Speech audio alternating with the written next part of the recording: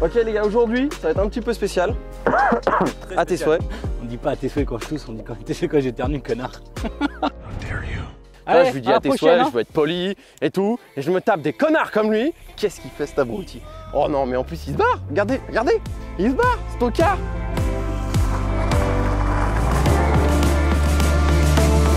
J'ai même pas basé les vitesses, ce con.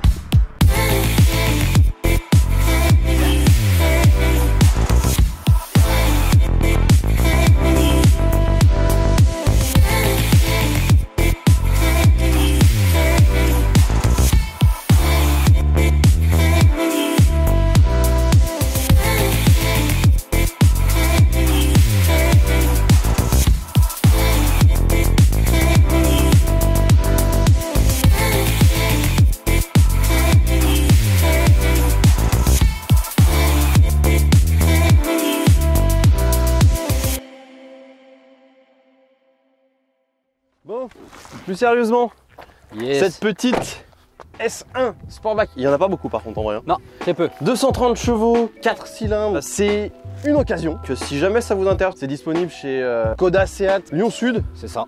Elle est à combien déjà? 22 000 je crois, hein, 22 000 euros. 22 500 je crois. Quattro, elle est en Sportback comme on l'a dit. Donc Quattro, donc 4 motrices. Voilà. Assez rare en Sportback. Ça se voit, c'est plus racé qu'une A1 standard. Les nouvelles, on peut même pas les avoir en S1. On a ce bloc avant assez stylé, repris, on va dire, de ses grandes sœurs. Bah l'ADN est présent quoi. Ouais, l'ADN Audi est bien là, que ce soit au niveau des blocs optiques, que ce soit au niveau du bas de caisse, la calandre avant. Ouais. C'est franchement, c'est très stylé, j'aime beaucoup. On a aussi des jantes très propres. On est en 18 pouces. On a des jantes qui sont quand même assez bien travaillées. Pour le coup, j'aime beaucoup. Après, on retrouve frein à disque standard. C'est pas des freins à disque perforés, etc. Mais non, elle est quand même légère. c'est ça, vu qu'elle est légère, t'as pas spécialement de grosse pression qui va se faire, donc de grosses chauffes et besoin de les aérer, c'est pas spécialement utile non plus. C'est ça, donc ça freine très bien. Non. Après, on va retrouver ces petits rétroviseurs un petit peu gris métallisés. Au niveau de l'arrière, on a 4 pots qui sont quand même assez gros. Ça rappelle un petit peu les pots d'une S3 ou aussi de chez VV la R quand elle n'est pas en ligne Acra. Le diffuseur arrière est assez sympa aussi, bien racé. Sinon après on retrouve des fenêtres teintées. On est bien sur un 90% pour le coup. Surtout quand on a une couleur blanche avec des vitres teintées comme ça. Ça rajoute un côté sobre et classe je dirais. Ouais, c'est ça. Donc visuellement c'est très chouette. On va passer à l'intérieur. Un mon petit Mac. Ouais. Boum. En ce qui concerne l'extérieur, on va la refaire parce que le boom il me plaît pas du tout. Et l'extérieur non plus. J'ai dit l'extérieur. Ouais. En ce qui concerne du coup l'intérieur, on retrouve vraiment l'ADN Audi d'il y a quelques années sur des volants assez compacts avec pas mal de boutons comme on a pu le connaître à une époque.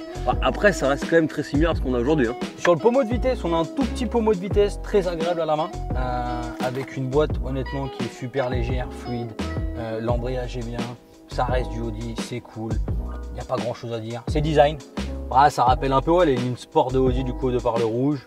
Je sais pas, mais ça me déplaît pas honnêtement. Sur le volant, on retrouve également le petit écusson S1 qu'on retrouve un peu partout sur la voiture, y compris sur la sellerie. On retrouve également le petit Quattro qui est présent. Ouais, parce que c'est quand même sur un aussi petit modèle, 230 chevaux. C'est rare. Hein. Ouais, c'est assez rare. Je crois pas qu'il y en ait beaucoup d'autres. Si, je crois même pas qu'il y en ait d'autres. Je sais pas. Je peux me tromper. Sinon pour l'intérieur encore une fois, le compteur. Mais le compteur on est sur les anciennes générations donc du coup on n'a pas de numérique, on est vraiment sur du analogique. Merci, analogique. Voilà, donc rien de folichon, classique, hein, les mêmes informations que tout le monde. Seul bémol à mes yeux, mais du coup c'est un peu de par l'âge de la voiture, ce qui est normal, c'est le petit écran et du coup le peu d'options multimédia qu'on peut avoir. Alors, vous avez toujours la possibilité d'avoir le Bluetooth, donc vous pouvez toujours passer des appels, vous avez le GPS quand même qui est intégré. Elle n'est pas nue d'options, mais c'est pas... Après elle reste quand même bien optionnée en soi. Pour l'époque, elle reste quand même bien optionnée. Ouais, ce qu'on a moi j'aime bien aussi. Ouais, il y a les sièges chauffants, pardon. Et moi ce que j'aime bien, c'est que tu vois, c'était vraiment à cette époque qu'ils ont commencé à mettre ces systèmes d'aération. D'aération là, en mode, ouais, ils sont vraiment stylés. Hein. Moi j'aime bien. Ça rajoute vraiment quelque chose, moi j'aime bien. Je trouve ça propre. C'est soit on aime ou on n'aime pas, mais voilà, il y a le petit côté sportif qui me manquait beaucoup dans 2-3 voitures qu'on a eues. Ah bah lui, il a de toute façon... et que je retrouve et que je suis content. 230 chevaux qui pèse rien, et en plus il a une boîte méca. Alors le mec il est tout content, c'est un vrai gosse. Exactement. Du coup en ce qui concerne le coffre, petit Citadine, donc forcément petit coffre, mais on rentre quoi 3-4 sacs à dos, donc pour vos valises, pour les vacances, ça passe aussi. Double fond, et là c'est la petite surprise. Tada! Ouais, il y a une batterie. Voilà, vous mettez pas grand chose. Vous avez votre cric au cas où, mais sans roue de secours, un cric c'est pas spécialement utile. Voilà, c'est le petit côté négatif d'avoir une petite voiture et sportive pour le coup. Et pour continuer du coup, l'intérieur, vu qu'on est sur une Sportback. T'as galéré un peu ou pas? Et du coup, vu qu'on est sur une Sportback, il y a 5 portes. Ouais. Ce qui est assez quand même rare entre guillemets, Ouais. parce que généralement les A1 elles sont en 3 portes. Et en vrai, Au niveau de la place. en plus quand je suis installé, je conduis Ouais, bizarrement. alors bizarrement, toi tu t'es allongé. Hein.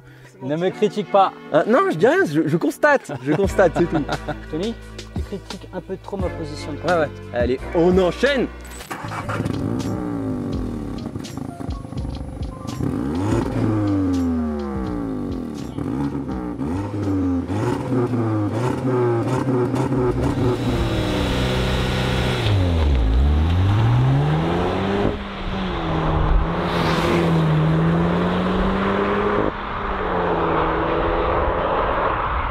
Je l'attends, il est sur son téléphone.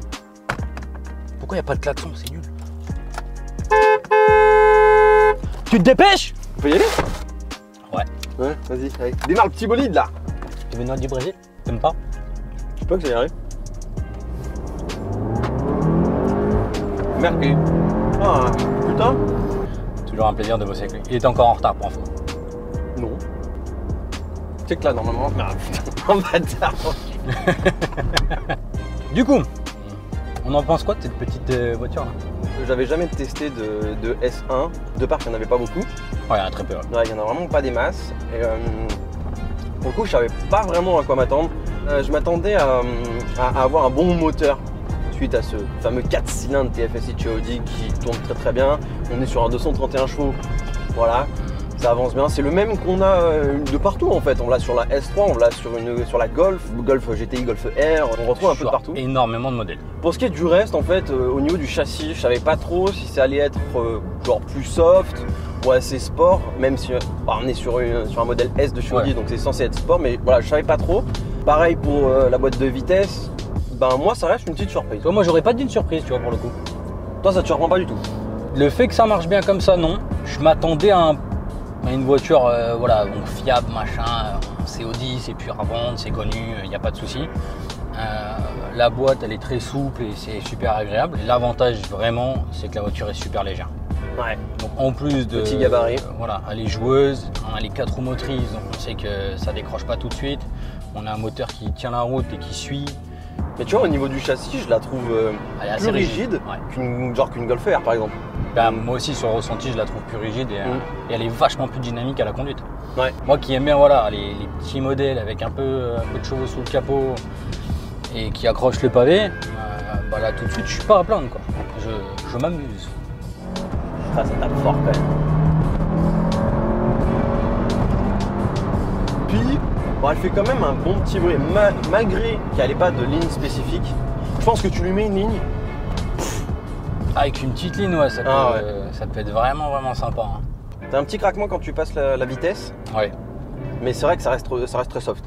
Après, au niveau de l'intérieur, bon voilà, c'est un intérieur d'il y a quelques années, 5 ans maintenant. Il y a 4-5 ans, ouais. 2015. Ça reste un intérieur très sympa, mais c'est vrai qu'après, si on cherche la connectivité avant tout, on va être un petit peu déçu parce que c'était l'époque où en fait on commençait à mettre des systèmes multimédia un peu plus avancés avec Android Auto, Apple CarPlay, tout ça. C'est ça, ouais. C'est pas non plus l'écran le plus ouf qu'on peut avoir.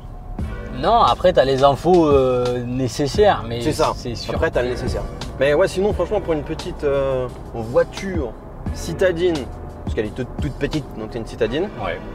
Franchement, c'est grave plaisant, ça prend pas de place, ça avance très bien, ça marche fort. Donc Pour le gabarit, ça marche très fort. Franchement, si tu veux te faire plaisir et que t'as pas forcément les moyens de t'acheter un truc, parce qu'on est, voilà, comme on dit, on est 22 000, c'est ça, 22 500 22 500, ouais. 22 500 € pour, à la quoi, 96 000 bornes. Ouais. On est sur un 231 chevaux. Voilà, encore une fois, disponible chez Skoda, Seat, Lyon Sud. Hein, voilà, si vous la voulez, vous savez où elle est. Mais non, clairement, franchement, très bonne voiture. Voilà. C'est sûrement la meilleure citadine sportive qu'il y a actuellement. Bon, et puis pour terminer, petite accélération quand même.